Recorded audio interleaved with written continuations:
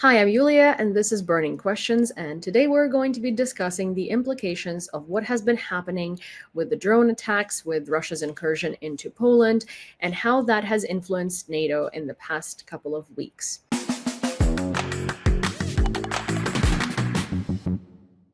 My name's Kurt Volker. I'm a former U.S. ambassador to NATO and also former special representative for Ukraine. And I'm here in Kyiv and stay very much involved with trying to help Ukraine. That's amazing. Well, thank you for doing that. As someone in your field, you will probably have a lot of opinion and a lot of opinions about what happened in Poland in the past couple of days. So I'll give you my take, and then I would like to hear yours. Right? Okay. There have been a lot of incursions into Poland from various Russian drones, as I see them as small escalations to kind of feel out the ground, but they were deemed mistakes, and so nothing was really done about it, and nothing was put forth other than strong words of condemnation of Russia's actions. Now, a couple of days ago, there were upwards of 10 drones, according to various different sources. It's from 10 to 15. I guess we'll never know. Came in from Belarus into Poland, and they were heading for, again, to varying reports, either Polish cities or NATO bases in Poland, which I think is a very strong escalation and is also an act from Russia to see what NATO is going to do. In my personal opinion, it's more so not even what NATO is going to do, but whether NATO, and by NATO, I guess, at the helm with the US, whether they're going to stick up for Eastern Europe, because in Russia's mind, that's not as valuable as Western Europe, and whether NATO is going to have a reaction. What's your take? Well, first off, you're right. This is not the first time that Russia has flown drones or missiles through Polish or Romanian NATO airspace. But this is much more intentional. So it's a large number simultaneously, going deeper into Polish territory, doing it from Belarus. So this is very deliberate. And this is designed to do two things. I think it's first to test, see how NATO responds, both immediately in terms of shooting them down, but also politically and subsequently what kind of actions NATO takes or doesn't. And second, it was intended to be a bit of a warning that if you don't put more pressure on Ukraine to get them to surrender territory, then you might face a wider war. So it was intended to warn NATO countries as well to start putting more pressure on Ukraine. Interestingly, the drones appear to have been unarmed. Of course, there's no way NATO would know that. As they're flying in, NATO did take down as many as they could. I read a report that 9 had been taken down. But clearly Russia was not trying to attack per se. They're just trying to send a signal. And that is pretty much what the vague messages from Kremlin spokespeople in the next day all indicate, that this was intended to send a bit of a signal for us to figure out. I think NATO's immediate response of shooting them down was exactly what was required. It's about time. We should have shot down things violating Polish airspace before this. The subsequent response to say, okay, we need a military assessment. Fair enough. You do need a military assessment. You don't want to misunderstand. And it could be that there are things that will come out of that assessment that tell us more than we know right now. For example, we don't know for sure exactly how many drones did come in. We know 9 were shot down. Did more come in and leave Polish territory? Don't know. And then what is critical, however, is that the response from NATO not just be to say, okay, well, that's done. To ignore it, or even to treat it as a mistake, or just say, well, we're not happy about it, and then that's all. I think it's very important that NATO take a step proportionate to what Russia has done here to say that this is not an acceptable thing and we will not tolerate this. My recommendation is, in addition to having the Article 4 consultation that Poland has called for, NATO should then decide to create an extended air defense zone around NATO territory. I would suggest 200 kilometers is a good distance, and it would have to be done in cooperation with Ukraine or at the invitation of Ukraine, so that not only would things not fly into Polish territory in the future, but anything getting within 200 kilometers of Polish territory should be taken down. And that, I think, would be an appropriate and strong measure for NATO to take, and is zero threat to Russia. Anyone who argues that this is a provocation or escalation or a threat to Russia, it's nonsense. Russia has no business flying dangerous objects toward Poland from 200 kilometers away in somebody else's airspace. It has no business doing that. So I think that it is high time that we create such an exclusion zone. It's very interesting that you mentioned that, because I think there was a conversation about it a year ago coming from Ukraine, saying that it would make sense after the first drones flew in for you guys to kind of protect yourself, and in that way also relieve our air defense that we keep in the West, where nothing happens as often, that we could maybe cycle to Odessa or Kharkiv or cities that need it more. But we can't, for instance, we can't cycle our air defenses out of Lviv, where, because of the logistics and because of all of the humanitarian aid and aid in general passing through it, right? But in reality, Lviv gets attacked 3 times a year. Yeah, no, I proposed it a year ago as well. I wrote about it for SIPA and revived that article in online distribution again just the other day. But it is the sort of thing we should do. And you're right, it could have a derivative effect of allowing Ukraine to defend other areas. But the explanation for this, the justification for this from a NATO point of view, has very clearly got to be based on Russia's violation of NATO airspace and the threat to a NATO population. Of course, everything that results in the easement of circumstances for Ukraine is sort of the easing of circumstances for Ukraine is kind of just a derivative. But of course, I do believe that in general, NATO's response for NATO's sake should be quite stern. And I don't mean as in stern warnings and stern condemnations. I mean direct actions, because we've seen what happens every single time that NATO issues strong warnings and actions and words. Russia takes it as exactly what they wanted to hear, and continues to escalate further, because they know that nothing is going to come out of it and nothing is going to happen to them. So I do believe, I am very happy that Article 4 was triggered, because I think that that's at least a doctrine response to the situation, rather than just having the Polish prime minister tweet on X that he doesn't like what happened. So, at least NATO has meetings every day. But to have one that we formally put under an Article 4 label, that's a good step. But then that has to result in something.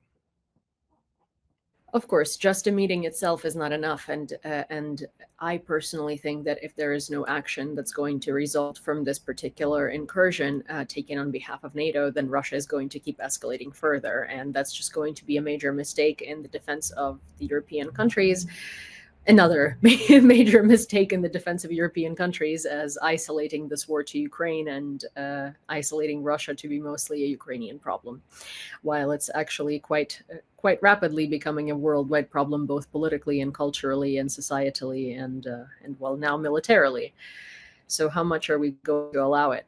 What do you think would be the absolute best course of action to take in the immediate, 2 weeks from the NATO standpoint?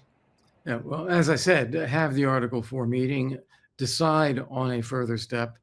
I think that step should be declaring of an exclusion zone, say 200 kilometers, that NATO will not tolerate foreign dangerous objects flying in that area.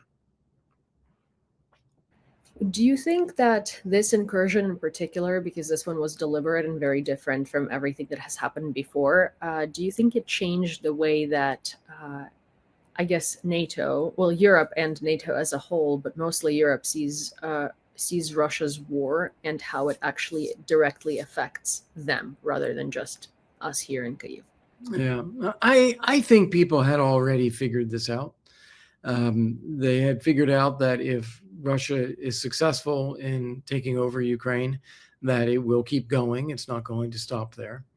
They have been subject to hybrid attacks by Russia in other means for years, and they know that. They know from Putin's own words, his interviews, his speeches, his long essay, that he has designs on rebuilding the Russian Empire that would come at the expense of Europe. And so they're already aware of this, and they view establishing or reestablishing Ukrainian security as vital to general European security. So I think that's already there. It creates a sense of immediacy when it comes to resources and decisions. Mhm. It's always easy to know that this is an issue, but then put off dealing with it. And I think it does create a bit more of a sense of immediacy. For sure. Well, I mean, I do agree that everyone sort of understood for a while now that if Ukraine is taken over, then that's a problem for Europe. But I wonder if there is more of an understanding that Ukraine doesn't have to be taken over for it to be a problem for the Western world. And I guess I mentioned this today for the first time in a while, but I think, in my personal opinion, Russian tanks don't have to be rolling through any cities for Russia to be at war with you. So, for instance, there is a lot of Russian influence in the United States, right? There is a lot of Russian influence in France. There is a lot of Russian influence in Italy, and a lot of it is, we see a lot of political events boiling right now, right? There is a vote of no confidence in France. There is there are disgraced diplomats in the UK, and there was that whole scandal, right? There is Charlie Kirk, who was a MAGA spokesperson, I suppose, or a far right talking head, who was just shot yesterday at a convention, right? And while these are not necessarily coming from Russia and they're not Russia's fault directly, right? It's the heating up of Russian propaganda and it taking its own life and its own course and evolving and kind of mutating through people and their own agenda that brought us here in the world today, 3.5 years later, or rather a couple of decades later, because let's face it, Russia didn't start this in 2022. So do we think that these military provocations are now strengthening the Western understanding of, hey, this is not a danger that might happen in the future if Ukraine falls. This is not a danger that might happen a year or two from now. This is happening today. Well, as I said, I think that understanding was already there. You've had Russia organize demonstrations in other countries and pay for the protesters. You've had them conduct arsons. You've had them conduct targeted assassinations in NATO territory. You've had them bribe politicians, pay for political parties, interfere in elections, propagate disinformation, and particularly use RT, Sputnik, and social media to skew the dialogue in our own countries. So I think everybody knows that. They know that Russia has been conducting a hybrid war against the West for some time now. This is one more thing. It is potentially more kinetic than some of the other things that Russia has done to date, but it is not of a different nature. And I think people, they already know this, and it's just a matter of time before something like this happened. Do you think it's going to, well, as you said earlier, right, that the understanding is there, but the ability or the willingness to take action isn't? Do you think that might change in the Yeah. near future? Yeah, because of a greater sense of urgency that, okay, we now need to take a step. And I think that will probably be specifically in the air defense area, making sure that we have air defense assets deployed and ready. We happen to have what we had there, but it can always be improved and beefed up. I suspect that will happen. Everyone is already committed to increase defense spending to 5% of GDP. There might be a bit more urgency in getting the funding out there and getting procurement done so that there's more defense capacity out there. But I think one dimension that may be underestimated by NATO countries is the need for a strong response in order to impact Putin's decision-making. He is waiting to see if there is a robust warning, a robust action by NATO that would make a difference to Russia's ability to conduct the war. I think, if I may say, it's also not just a robust warning by NATO, it's likely a robust warning by NATO at the helm with the United States, and the United States needs to be in on it and very much repeating the same, Yeah. rather Well, not even. yeah, I'll give you the example of Turkey, where some time ago, Mhm. Russian airplanes were violating Turkish airspace in order to conduct airstrikes in Syria. And the Turks warned them a couple of times, don't do that, don't use our airspace for this. And the Russians kept doing it. So they shot down a Russian fighter. And then the Russians stopped doing it. Exactly. Well, honestly, in layman's terms, I think Turkey has the biggest capacity, I guess, in NATO to sort of enforce their stand their ground. I've seen a lot of actions from Turkey where they absolutely do not tolerate any sort of incursions, and they do not tolerate any sort of provocations. They give you a warning, they give you a second one. No, okay, you're done. And they do not consider it as an act of war. They're not scared of what the retaliation is going to be, because they understand that no one's going to retaliate because they know their own abilities. Yeah. Very matter of fact. Yeah, and I do think that NATO needs to sort of needs to borrow that tactic and that approach from Turkey. Now, a lot of people are very interested on, and I know Donald Trump has been preoccupied, and his bandwidth is likely way too extended with everything that's happened in the past couple of days, and he will likely be taking a lot of time tweeting or truthing about Charlie Kirk and how those were the terrible Democrats that did that. But outside of that scope, um, do we expect him to stand up for Europe and to take Europe's side in this? Because I think that's what Russia really wants to know. Russia wants to know what Trump is going to be doing and thinking about this. I think it'll be more nuanced than that. I think Trump will want Europe to respond. European NATO members say, okay, it's your territory. You should be the ones to defend your territory. Don't always look to the US. But, we'll have your backs. We're allies. We support you, but you have to do this. Yeah, I guess what I was saying is that, yes, because I obviously don't expect the United States to take the lead in defending Europe in this case, but I do think that Trump taking a stand with Europe and saying that the U.S. is there to support, and the U.S. is there to protect their allies no matter what is very important in this case. Because frankly, and as a political analyst and someone who's been sort of looking at the picture between the US and Ukraine and Europe specifically for the last 3.5 years, I think the only thing Russia really cares about is what the US thinks and what the US is going to do. The current U.S. ambassador to NATO, Matt Whitaker, put out a tweet yesterday reiterating, we'll protect every inch of NATO territory, which is the right message to convey, and it's good that he did so as the U.S. ambassador. Yeah, I do. I do agree with that, and I do think that was the right move. I'm, however, worried. We have quite an interesting delegation of people dealing with the war in Ukraine, from the United States to Russia, and I wonder what that's going to be like, because I'm assuming that I'm assuming those same people are going to be dealing with the information out of Poland. In the U.S. administration, it's only Donald Trump that matters. No one else is a decision maker. No one else has a say over what we do. It's really Trump himself. So I wouldn't worry too much about the eccentricities of the people that we have. I think it all boils down to Trump. Well, I think it's more of, for me, it's not the decision making; it's the messengers. For instance, we have certain individuals going to Russia and refusing professional translators and professional transmitters, and deciding that Kremlin interpreters are just as good as anyone neutral provided by the United States government, and based on what they hear from those translators is what they then bring back and put out into Trump's ears. Yeah. So I'm curious as to how that's going to translate.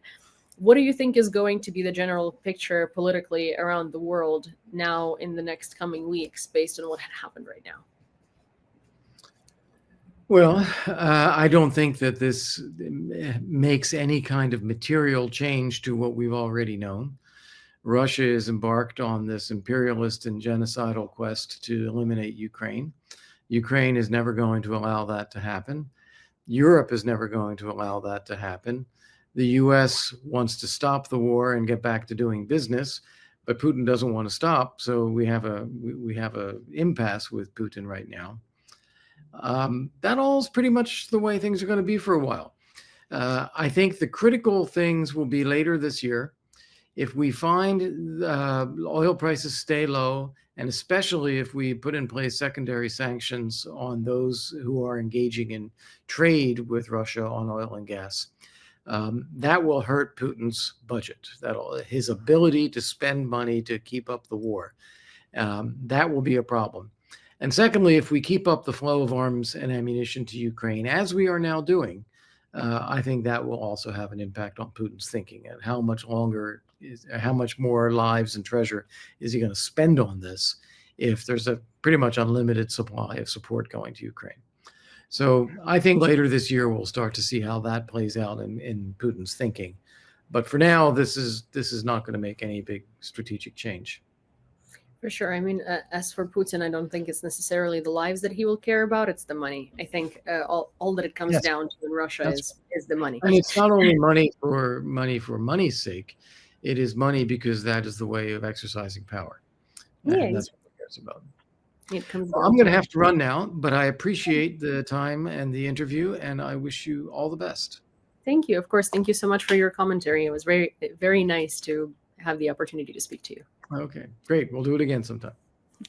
Of course. Thank you. Bye-bye. Well, I hope you enjoyed this conversation and it was as interesting to you as it was to me. And if it was, please don't forget to subscribe to this channel, turn on all of your notifications, and of course, send this video to a friend, give it a like, and if you have something to say, don't hesitate to do so in the comments down below. See you next time.